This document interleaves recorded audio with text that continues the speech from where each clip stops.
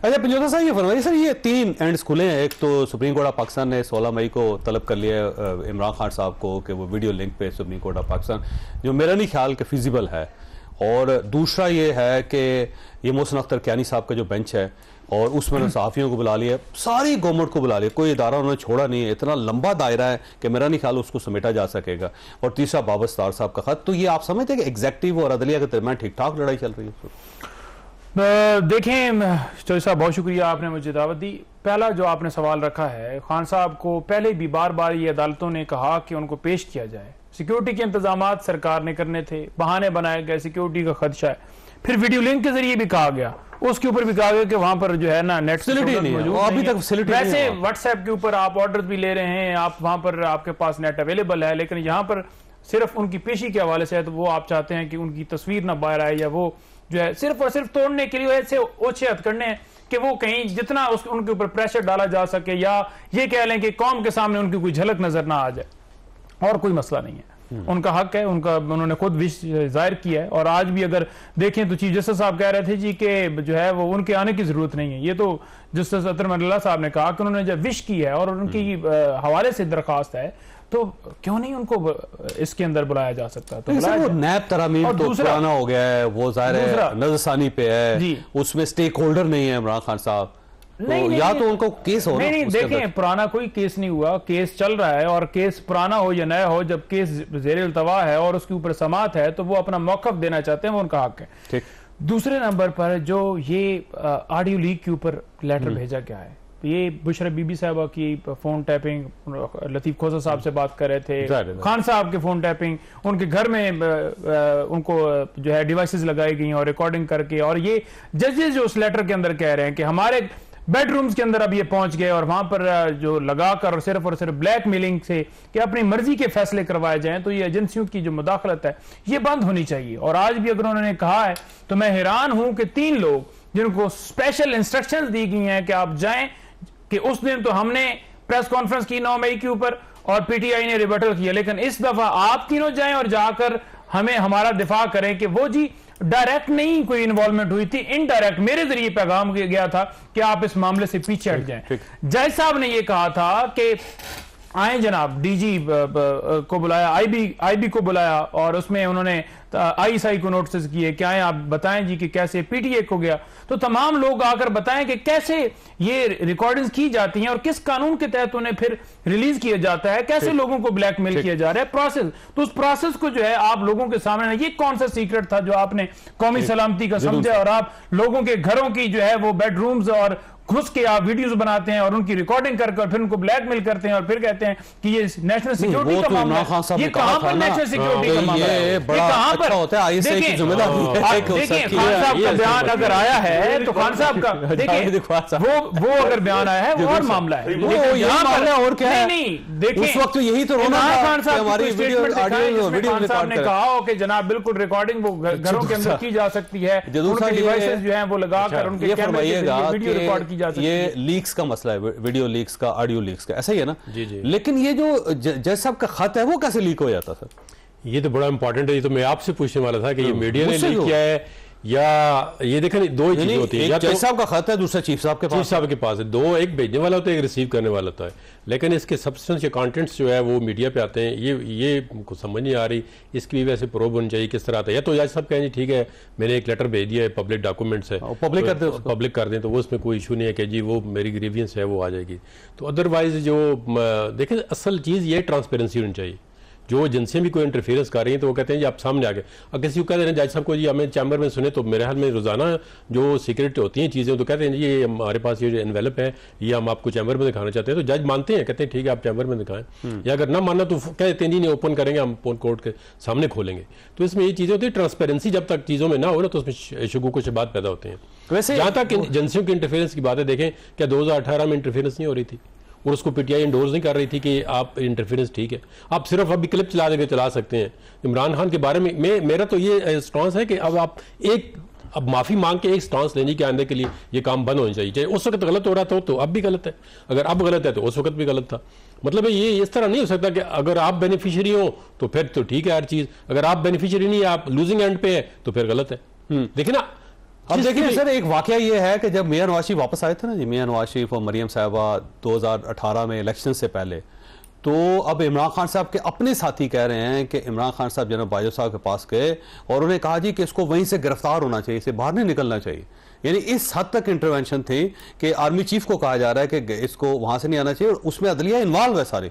तो मदद करें बस, मैं तो ये कहता हूँ, और कहीं आइंदा के लिए स्टॉप होना चाहिए। ठीक है, ठीक है, कम से कम एटलीस्ट जो है जिन्होंने भी गलतियां की है, देखिए पोलिटिकल पार्टीज के अंदर भी तो वो कंधा देते हैं ना, हर पॉलिटिकल पार्टी कंधा देती है। मैं किसी को पॉलिटिकल पार्टी को यहां पे डिफेंड नहीं कर रहा, हर पॉलिटिकल पार्टी कंधा देती है इंटरफेरेंस को, वो उसकी किसी न किसी सूरत में बेनिफिशियरी होती है। आज कोई बेनिफिशियरी है, कल हो सकता है वो लूजिंग एंड पे हो, और वही आके प्रेस कॉन्फ्रेंस कर रहे हो जी ये हो रहा है वो हो रहा है। हम खुद करते रहे प्रेस कॉन्फ्रेंस, हम खुद कहते रहे जी फलाना, और शौकत सिद्दीकी ने नाम लेके दिया फलाना जज, अब इसी गवर्नमेंट ने उसको फ्री चिट दे दी है, फ्री चिट, वो बाकायदा उन्होंने नाम दिया ऑफिसर्स के, उन्होंने फलां वक्त उस दिन काजी साहब ने कहा जी, मैं अब नाम बताऊं कि मेरे रेफरेंस के पीछे फैज हमीद था, और फैज हमीद को गवर्नमेंट ने जो है कमीशन बना के फ्री चिट कर दी। अच्छा मलिक साहब, ये फरमाइए सर, ये जो बाबर सत्तार का साहब का इशू है, ये मुझे लगता है सीरियस होता चला जा रहा है, क्योंकि अब जो दूसरा खत लिखती है उन्होंने, तो वो चाहते हैं कि कहीं ना कहीं कोई ना कोई बफर जोन क्रिएट किया जाए। तो अब ये कैसे होगा? देखिए, ये खत की डेट हमारे पास नहीं है।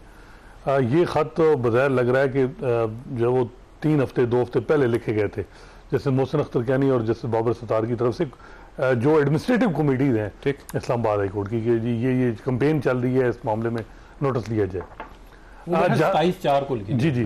अब ये देखिए, इनका जो मामला है जैसे बाबर सत्तार का, ये जजेस जो है एक डेटर्स क्रिएट करना चाह रहे हैं, और बज़ाहिर ये लग रहा है कि इसमें जो हुकूमत है उनको, और खासकर जो हमारे अटॉर्नी जनरल ऑफिस है, लॉ मिनिस्टर है, उनको रोल प्ले करना होगा और एश्योरेंसेस देने होंगे कि कोई किसी किस्म की इंटरफेरेंस नहीं होगी।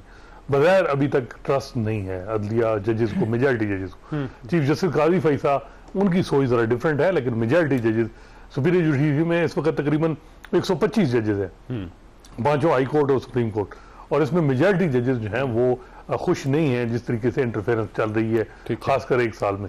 तो अब इसमें मेरा ख्याल है कि कोशिश यही होगी कि जो है वो एक अपनी स्पेस ली जाए।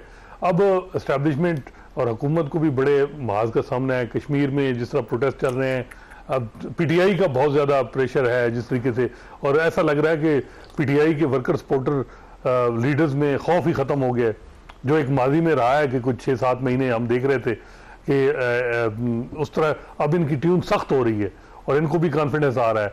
तो अदलिया और इमरान खान पीटीआई, ये मेरा ख्याल है कि बड़ा चैलेंज है एस्टैब्लिशमेंट के लिए कि वो इन सारे महाज को इकट्ठा कैसे वो इनसे नंबर आजमा होंगे।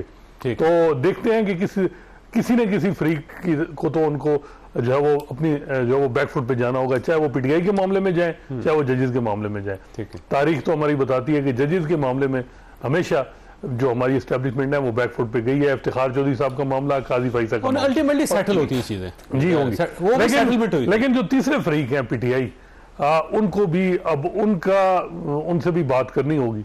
मेरा ख्याल है कि ये अब जो बज़ाहिर लग रहा है कि जी कि अब जिस तरह माजी में एक चीज चलती रही है, कोर्सिव एक्शन, वो अब इफेक्टिव नहीं होंगे क्योंकि जुडिशरी से वो सपोर्ट नहीं मिलेगी। हमने देखा लाहौर हाई कोर्ट आपके सामने है, वहाँ एटीसी के जजेस जो नॉमिनेट किए गए हैं लाहौर हाई कोर्ट के चीफ जस्टिस की तरफ से, वो हुकूमत उनको अपॉइंट नहीं कर रही। उनके ख्याल में कि ये सारे रिलीफ मिलेंगे पीटीआई को 9 मई में जो लोग हैं मुलविस। इसी तरह हम देखते हैं कि पेशावर हाई कोर्ट के जो फुल कोर्ट की ऑब्जर्वेशन है, अब इस्लामाबाद हाई कोर्ट जिस तरह जा रहा है, सुप्रीम कोर्ट में मेजॉरिटी जजेस के जो कंसर्न है, सिंध हाई कोर्ट के चीफ जस्टिस ने कल बड़े सख्त रिमार्क दिए।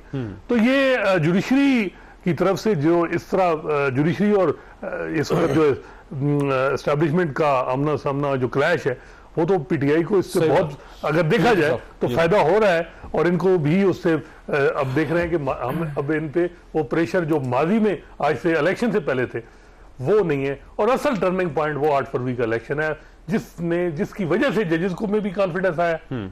और आपने देखा पीटीआई को तो आना ही था, तो जजेस ने, अभी हमने देखते हैं कि 8 फरवरी को इलेक्शन होते हैं, 12 फरवरी को इस्लामाबाद हाई कोर्ट के जजेस अपने चीफ जस्टिस को खत लिखते हैं कि इंटरफेरेंस हो रही है। तो और उसके बाद फिर ये सारे और हाई कोर्ट में भी ये चीज आ रही है। तो पब्लिक मैंडेट का मैं कहता हूँ कि वो एक टर्निंग पॉइंट था जिसकी वजह से ये बिल्कुल सही चीजें बात। हुई। अच्छा पंजोजा साहब देखें, जब भी बात की जाती है ना कि आज की बात की जाती है तो 2018 जरूर खुलता है, 2017 खुलता है, 2018 खुलता है।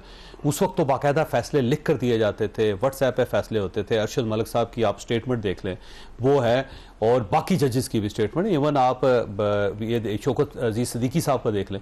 तो अगर उस वक्त तो ये जायज़ था तो आज उसके मुकाबले में उतना प्रेशर नहीं जितना उस वक्त था। तो आज क्या इशू है? देखें, जहां पर ये बात की जा रही है ना कि जी बिल्कुल इख्तलाफ आ गया है अदलिया में और जो है एस्टेब्लिशमेंट में या अदारों में इख्तलाफ आ गया है, तो मसला सिर्फ और सिर्फ ये है कि हर अदारे को जो आईने पाकिस्तान कहता है अपनी हदूद में रहना है। ठीक है जी, तो हदूद में रहने के लिए अगर वो कह रहे हैं जी कि आप अपनी हदूद में रहें, तो इसे आप इख्तलाफ ना कहें, बल्कि उन्हें वो बता रहे हैं कि आपका जो दायरा इख्तियार है उससे आप बाहर ना जाएं, आप हमारे काम में मुदाखलत ना करें। ठीक है, क्योंकि अगर वो सबऑर्डिनेट होते, आर्मी के सबऑर्डिनेट होते या किसी भी इदारे के होते, तो फिर वो कहा जाता कि जी वो उनकी बात नहीं मान रहे, तो लिहाजा इनका आपस में इख्तलाफ हो गया। इसे इख्तलाफ नहीं कहेंगे, ये कहेंगे कि आप अपनी हदूद में रहें। सेकंड बात यह है कि क़ायद-ए-आज़म मोहम्मद अली जिन्ना ने पाकिस्तान जो आज़ाद कराया था, क्या ये पाकिस्तान आज़ाद था कि जहां पर एजेंसियां जो है लोगों को उठाकर उनसे प्रेस कॉन्फ्रेंस करवाएं? ये क़ायद-ए-आज़म तो 2017 में भी थे ना, क्या उन्होंने ये कहा था 2018 में भी वो थे? बात करते हाँ, उस वक्त क़ायद-ए-आज़म नहीं थे, आपका ख्याल है? देखिए, अब मुझे बात करने देना, जब आप बात करते हैं तो मैं आपको जदूल साहब कभी नहीं इंटरप्ट करता। दूसरी बात 2018 पे भी बात करूंगा, 2018 पे भी बात करूंगा, जो आप सवाल करेंगे उसका जवाब दूंगा।